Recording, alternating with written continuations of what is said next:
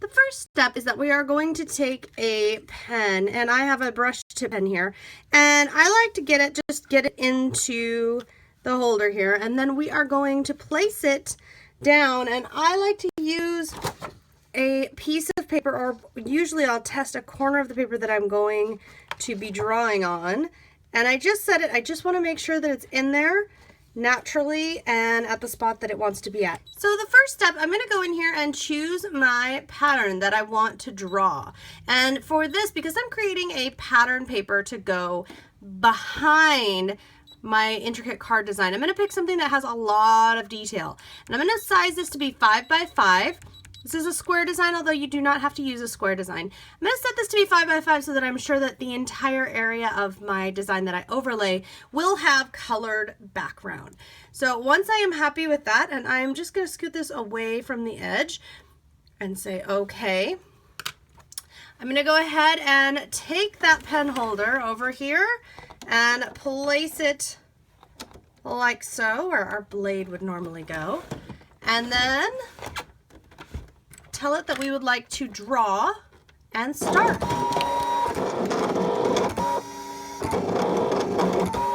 Once that's finished cutting, I've removed the pen and put in a different pen.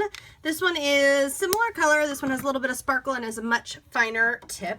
And once again, I am going to put that into the holder here, place it down, lock it in place, and then we're going to click OK here. And we're going to draw it again. We're not going to move anything, not going to move the paper or anything. It's just going to give us a different look as it draws. I love how this turns out when I do multiple colors, or rather I should say different brush tips. So our next step is to go in and pick out that pattern. Now I've used the teacup. I just absolutely love this. Excuse me, the teapot. There is also a teacup here, but we're going to use the teapot. I'm going to put it at 4.75 here. We're going to set it. And I am going to cut this out of a piece of white cardstock, a separate piece of cardstock. And for this, I will cut this out of a very heavyweight cardstock. Now that this is cut out, I trim my paper so it is 10 inches high and 5.5 inches across. And I just love this design. And this is the really fun part, guys, because now we get to look at this and figure out where we would like the design. Where does the design look good to you? And you can see why I made the design just a little bit bigger than my cutout image so that we can play around with where we think it looks best. And for me, I like having that little scallop down at the bottom. So once I have decided on a spot, I will take a light colored marker, and I take a light colored marker so that just in case I get it on the white cardstock, it's not going to be really visible. But I just mark those two bottom corners so that I know where I want to be cutting this pattern out to go underneath my card. But before I do that, I'm going to take an ink pad and I am going to rub a little of it on here directly. And the reason I'm going to do this is because I want there to be a good contrast between the white and the background. So I'm just using a little bit of foam here on a little wooden tool.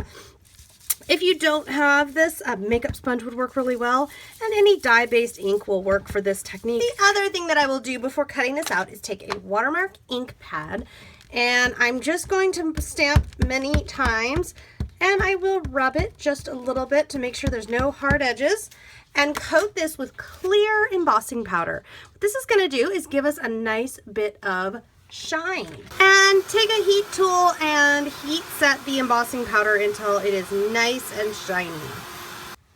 Once it is heat set, it will be shiny, and you can see this shine on there as I bend it. What I love about this is it's shiny but with minimal dimension, with minimal fuss and minimal mess or wait time. Now here is my card, and on the back side, or rather on the inside, I have covered in double-sided tape this card so that I can place this down.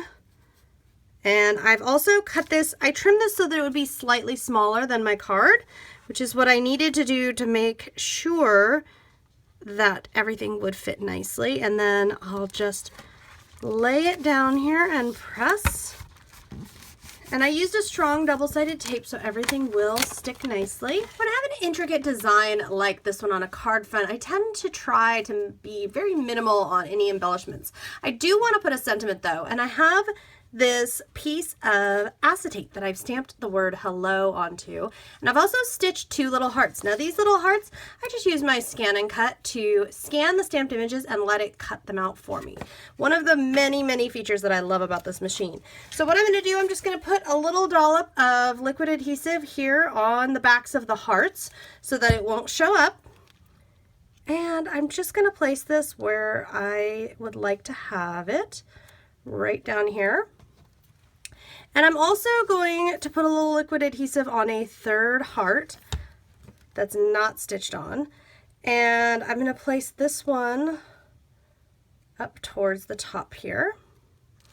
And once this is dry, if I would like to add anything else, for example, what I would like is I've got a little bit of gold glitter glue. So if I want a little bit of sparkle, I hope you've enjoyed this tutorial. For more of my projects, please feel free to visit my blog.